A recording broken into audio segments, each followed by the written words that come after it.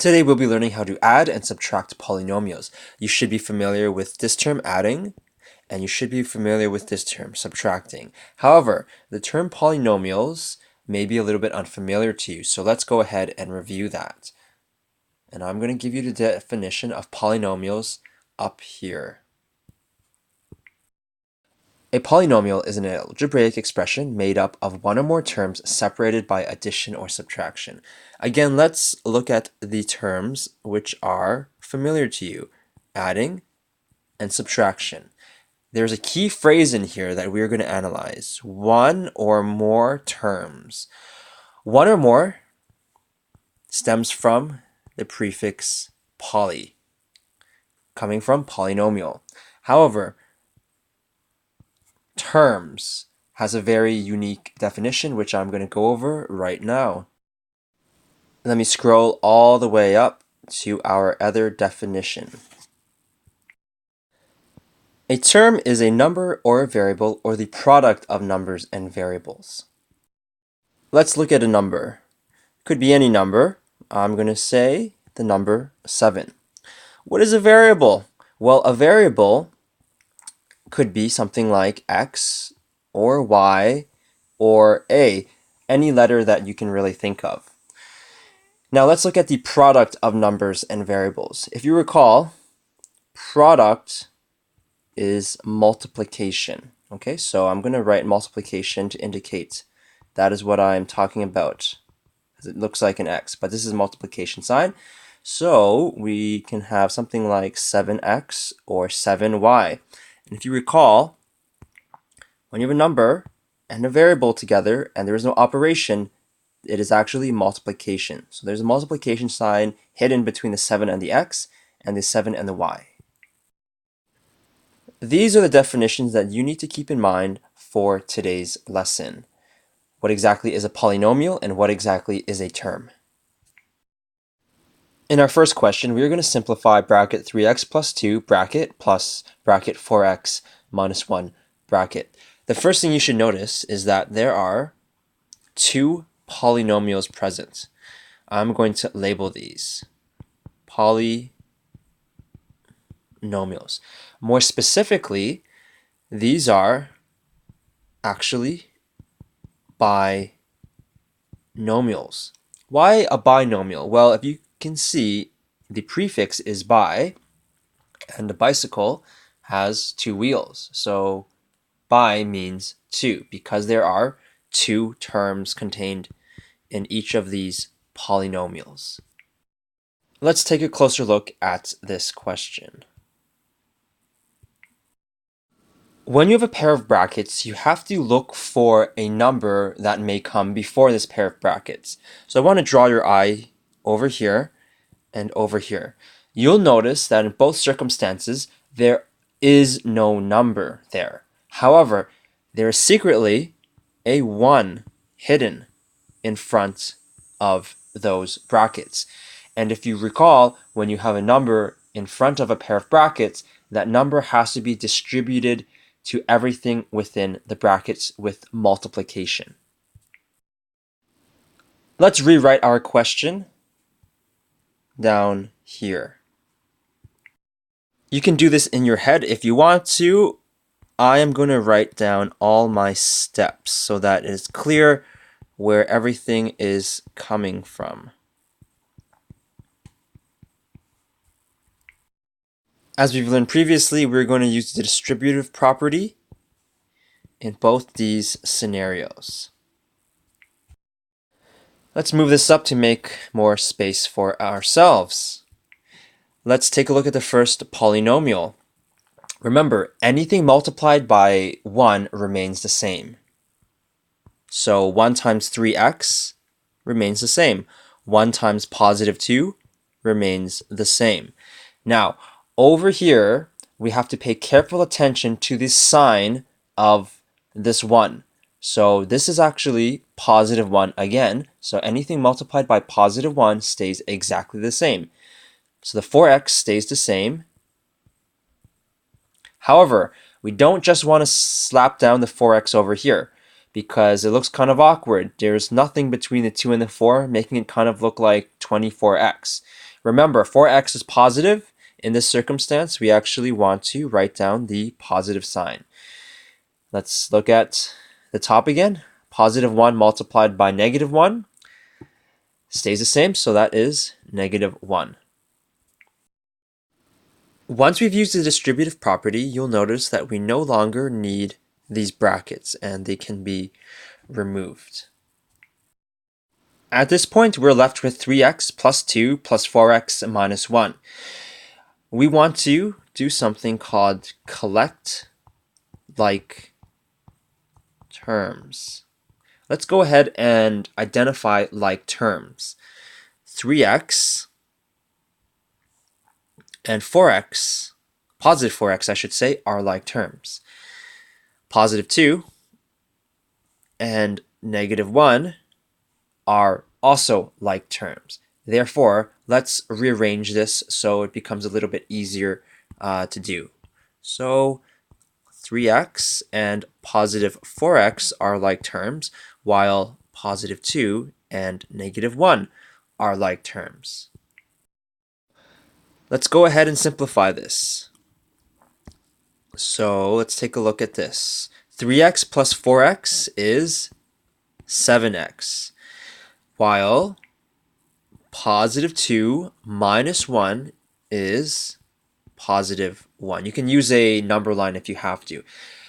A lot of students make this common mistake. I'm going to write this on the side. Common mistake.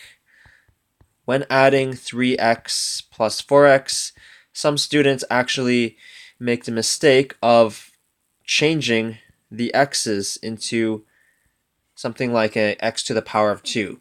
When you're collecting like terms, you are not touching the variables. That's very important. Therefore, our final answer is 7x plus 1. And let's just zoom out so you can see all the work that went into this one question. In our next question, we want to simplify bracket 3x to the power of 2 plus 4x minus 2 bracket plus bracket 2x to the power of 2 plus 3x plus 5 bracket. There are two polynomials present, this and that. So let's go ahead and label them as polynomials. More specifically, these would be considered trinomials. If you look at the prefix, tri actually means 3, just like a tricycle has 3 wheels, because each of these polynomials have 3 different terms. Let's make some space for ourselves. As in our previous question, you want to take a look at the front of the brackets and observe if there are any numbers there. There is no number there. However, there is a 1 secretly hiding there. However, in math, we typically do not write in ones, especially if it's multiplication, because it is considered redundant. At this point, I'm going to rewrite our question below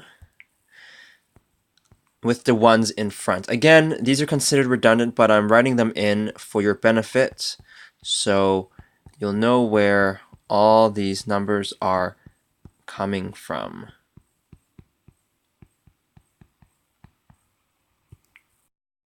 When you have a number in front of a pair of brackets, you're going to use something called the distributive property, which means you're going to distribute that number, variable, whatever it is, to everything within the brackets through multiplication. Let's go ahead and make some space for ourselves.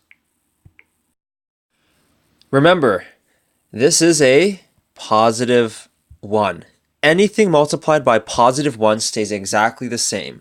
So everything within the brackets stays exactly the same. And once we use the distributive property, we can actually remove the brackets.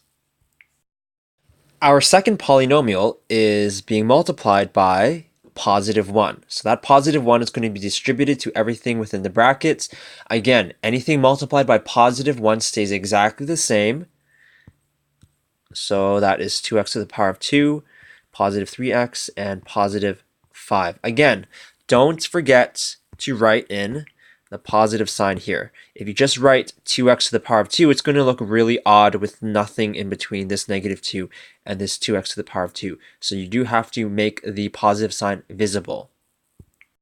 At this point, you want to collect like terms. Positive 3x to the power of 2 and positive 2x to the power of 2 are like terms. Positive 4x and positive 3x are also like terms. Last but not least, we have negative 2 and positive 5. Those are like terms. Now let's move our like terms closer towards each other so that it is easier to simplify. And you'll notice that you have to be very careful with the signs in front of these terms, okay? Let's first simplify positive 3x to the power of 2 plus 2x to the power of 2.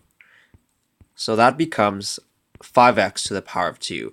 Be very careful here. You do not want to change the x to the power of 2. Next up, we're going to look at positive 4x plus 3x. That becomes positive 7x.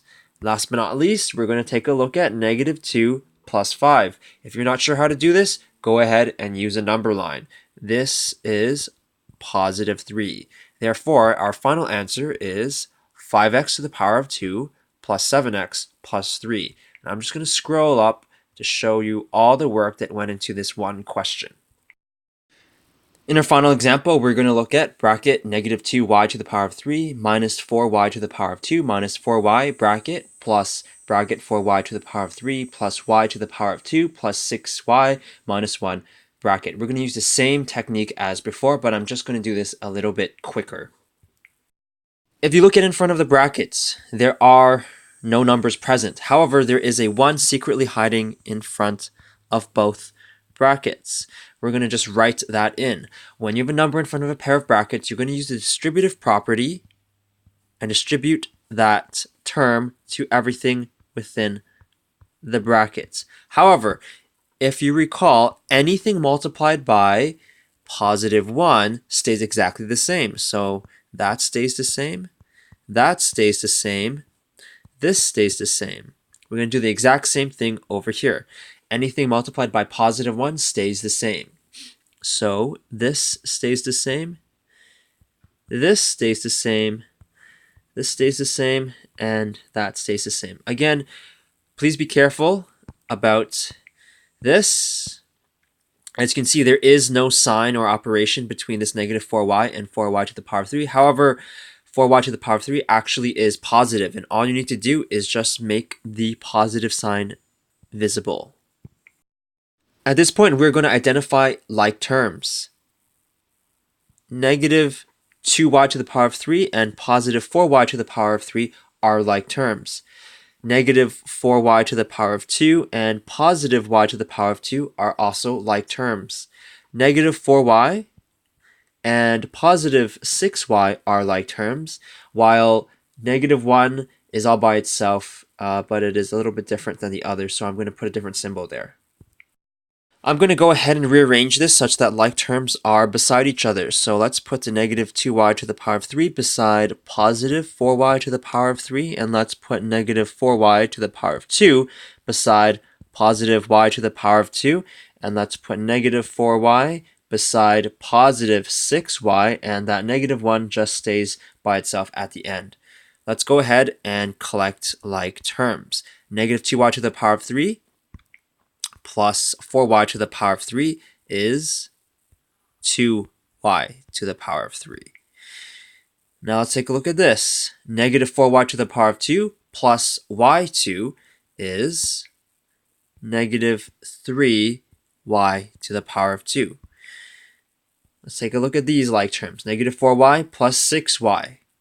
That becomes positive 2y, and nothing is happening to this negative 1, so negative 1 stays the same. Again, if you're having some trouble with these calculations, go ahead and use a number line.